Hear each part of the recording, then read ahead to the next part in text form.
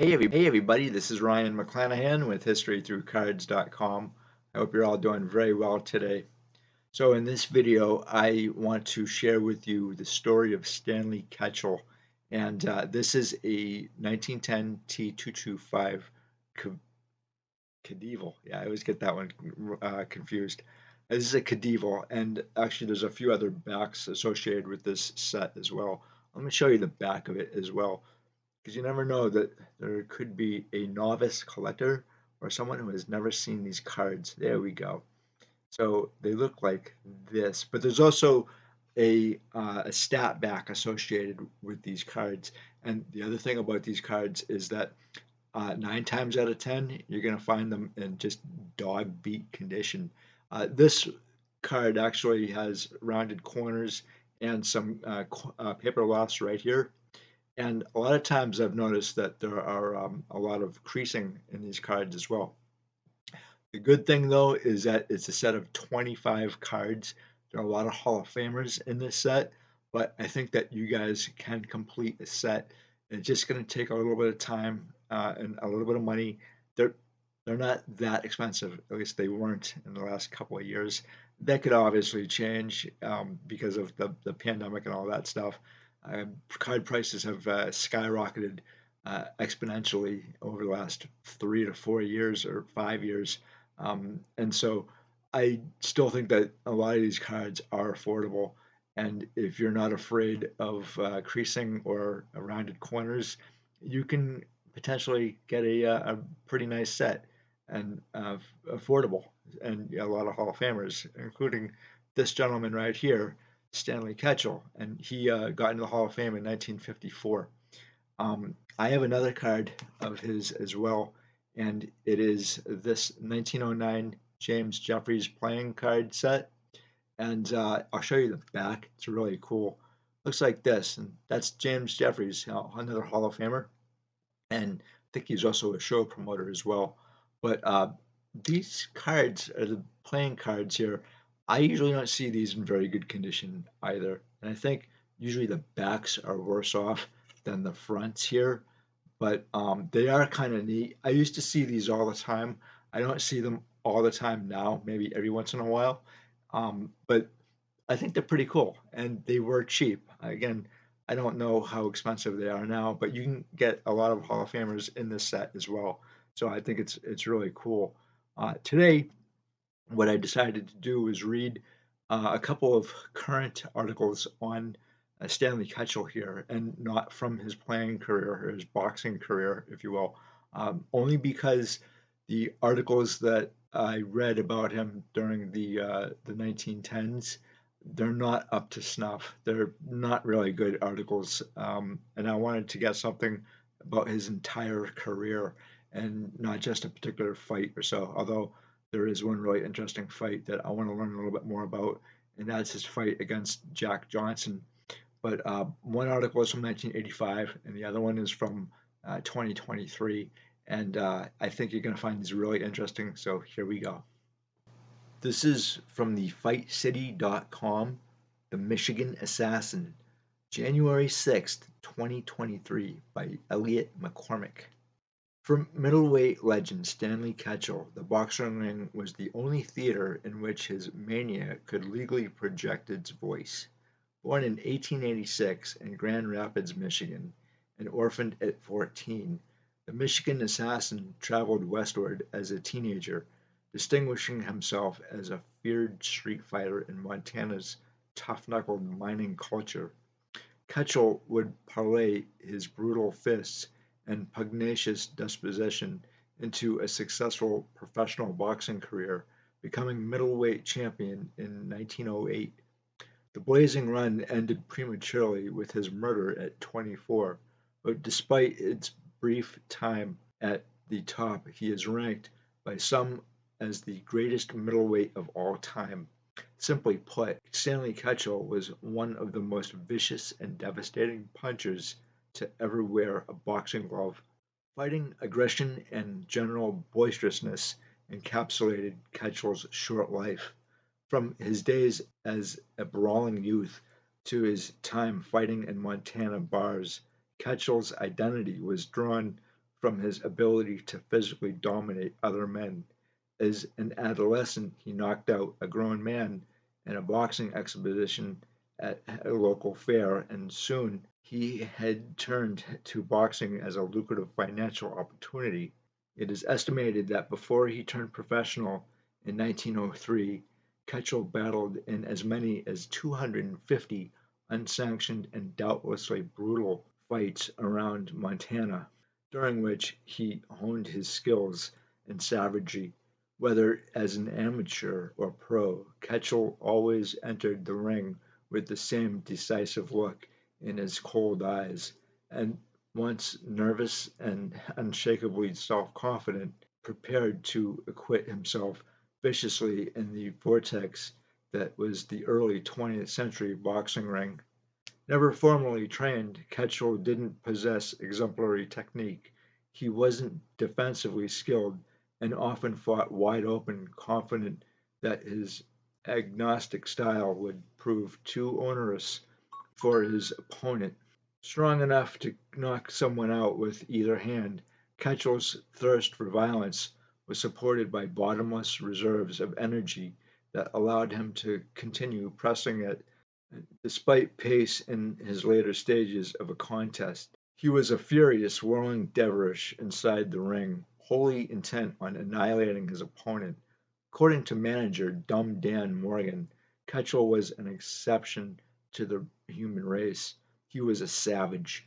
He would pound and rip his opponent's eyes, nose, and mouth in a clinch. He wouldn't get enough blood. Rarely seen, Ketchel's impulsive, even psychopathic disposition made his behavior unpredictable. He often carried a gun, and when upset would flaunt it unabashedly. Ketchel vanquished all of the available competition in Montana, losing only twice in his first 40 pro fights, with almost all of his wins coming by knockout. He then moved on to California with its deeper well of boxing talent and the promise of a chance at a world title. There, the career of the Michigan Assassin would ascend, losing to Joe Thomas on points in a controversial decision. Ketchel won the rematch by knockout.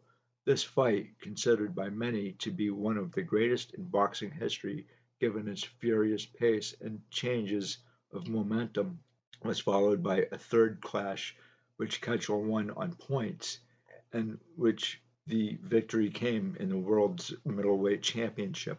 Fighting frequently, Ketchel successfully defended his title against the highly regarded Sullivan brothers, Mike and Jack, Billy Papke, and then Joe Thomas again. As the story goes, though some historians dispute its veracity, in the rematch with Papke, Stanley was blindsided by a cheap shot from the challenger before the opening bell. The blow, which according to legend gave rise to the customary pre-fight order to shake hands or touch gloves, left the champion dazed and hurting and allegedly affected his ensuing performance. Stanley succumbed by TKO in the 12th round. Furious at the outcome, Ketchel avenged the loss in the third meeting with the Illinois Thunderbolt, punishing his rival without mercy for an 11th round knockout, the only time in Papke's career that he was counted out. After this triumph, the middleweight king headed east, twice fighting light heavyweight champion Philadelphia Jack O'Brien. In the first match, a classic, competitive bout that was deemed a no decision, it's possible that Ketchel should have been credited with a KO victory at the end of the 10th and final round. Fortunately for the Irishman, the bell saved him from being counted out, leaving the result in dispute. The outcome of the rematch would be less vague, however, as Ketchel finished O'Brien in the 3 rounds. He then traveled back to California to again defeat Papke, this time by unanimous decision. This was merely a preamble, however, to his next bout, a huge showdown against the legendary Jack Johnson. As dangerous as Ketchel was, there was little chance he could beat the Galveston giant. Winning shouldn't have necessarily been Ketchel's objective anyway, if he wanted to comply with the wishes of the motion picture company covering the bout, which wanted it to go an acceptable length for commercial purposes. This necessitated a more reserved style of boxing, which was asthma to Ketchel. Johnson fought in his usual defensive manner, aware that he stood to receive a sizable share of profits if the fight went long enough to consolidate the movie-going public. Ketchel, far too aggressive a soul to remain restrained, veered from the script when he hammered Johnson with a wild right in round 12 and sent the bigger man to the canvas. Johnson arose and immediately knocked Ketchel unconscious with a right hand of his own. After the Johnson episode, Ketchel fought 5 more times before his demise, earning a no decision, losing to Sam Langford, and winning 3 others, finishing his career with a record of 51-4-4. Only 24, Ketchel was murdered by a farmhand in Conway, Missouri in October of 1910. The reasons apparently rooted in jealousy and financial gain. His last words, at odds with the fearless image he presented publicly, are said to have been, "Take me home to mother." This is from the Bradenton Herald, August 18th, 1985, Bradenton, Florida. Stanley Ketchel's life was plagued by tragedy, by Arthur Schofield. The art of self-defense, as it is used to be named, seems to be riding high again. This sport, as some insist on calling it, rises and falls as often as many of the boys in the ring. However, some of the rules have been changed from the brutal days of the past. In former days, a fighter fought as long as he could remain on his feet. In fact, a round lasted as long as both fighters could stand. When one went down, it was the end of the round. When and if the fallen fighter arose, a new round started. Thus, boxing attracted only the roughest and toughest of men. Many lived calamitous lives and finally met pathetic deaths. It would be difficult to point to the most tragic of past fighters, but certainly Stanley Ketchel's name must be near the top. There are not too many around today who saw Ketchel fight. He died in 1910, but of all past athletes, Ketchel's life was touched by more than his share of tragedy. Stanley Ketchel, whose real name was Stanislaus Keuchel, was born September 14th, 1886. In his short career, he fought 63 times, won 46 by knockout, and took another 4 on decision. In 1907, Ketchel claimed the middleweight championship, but Jack Sullivan also put in a claim. In the match in San Francisco on November 22nd, 1907, Ketchel KO'd Sullivan in the 20th round. Then Ketchel and Billy Papke took turns belting each other into dreamland. On September 7th, 1908, Papke knocked out Ketchel in 12 rounds. Several months later, November 26, 1908, Ketchel KO'd Papke in the 11th. Ketchel was again middleweight champion of the world and reigned for almost 2 years. As noted above, tragedy was never far from the young man. The chain of gruesome events started when his father was found murdered in a hayloft. Stanley's mother was also found dead on the same farm, although not at the same time. Whether she was murdered, as many thought, or died at her own hand, was never determined by the authorities. Then, on October 15th, 1910, while reigning champ, Ketchel was shot and killed while eating his breakfast in Conway, Montana, by Walter Dipley. Dipley said that Ketchel was trifling with Goldie, the camp cook, who, by chance, happened to be Dipley's girlfriend. Goldie disappeared and was never heard from again.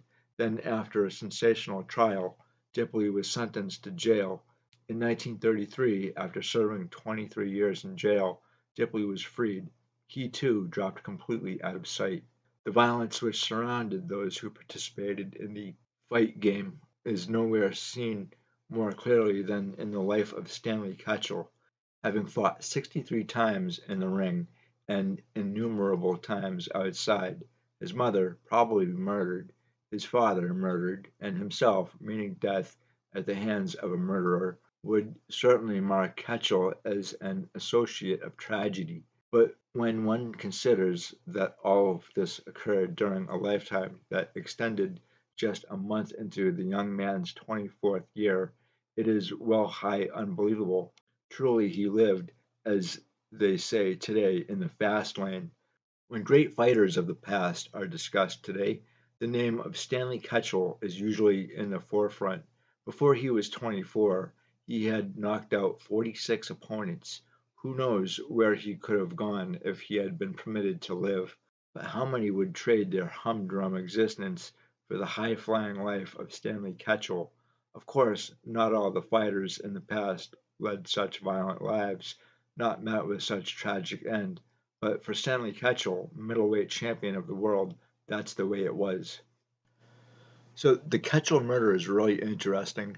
I've heard a few different scenarios on this, different variations, and one, Goldie, is supposed to be the wife of the killer, and in another story, she is supposed to be the girlfriend, and in other stories, I've heard that both of them have met each other for the first time less than a month after they were employed at Ketchel's farm. So there's a couple of variations on this story, and I'm not entirely sure which one is correct. I don't think anybody does. One thing that I did hear as well, I guess it's hearsay, but the girl Goldie, she served 17 months in prison for this, and then obviously the guy who killed Ketchel, he was released in 1933, and all that kind of like lines up to being correct. And then they disappear into history, as so often things do. But who knows what would have happened if Stan Ketchel had lived and this didn't actually occur at all. Um, would he have a greater career? Obviously, I think he did. Very short career, 6 years, and the middleweight champion in what 1907 or so. Uh, he's got a really interesting career, and a lot of people don't really talk about him these days, which is unfortunate. It seems to be also something that is not really spoken about either when it comes to boxing in the 1910s, especially 1910. 1910 is a very interesting year for boxing, kind of a historical year as well. Joe Gans had passed away in 1910 as well from consumption. And I was like, what's consumption? And it's tuberculosis, unfortunately. I'll talk more about his career as well at another point. Boxing in the 1910s was illegal in a lot of parts of the United States, especially in New York. It was banned and until 1917. So you had a lot of unsanctioned fights and a lot of boxers who went to jail, including Jack Johnson, by the way. He went to jail. But I thought this was a really interesting look into Stanley Ketchel. Again, he does have a few cards out there. Um, he's got a Turkey Red as well from 1911, 1910. That's quite expensive. Turkey Reds are really beautiful cards.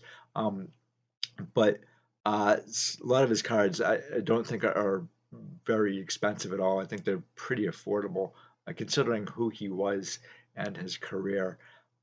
After reading that article, I thought a little bit more about his career and who he was as a boxer and as a person, because that's the one thing that I think isn't really talked about these days. The history of boxing during this time period. So again, guys, thank you so much for stopping by. I greatly appreciate it as always. Let me know what you think about Stanley Ketchel or anything I've discussed in this video so far, and I will talk to you later. Have a good one. Bye.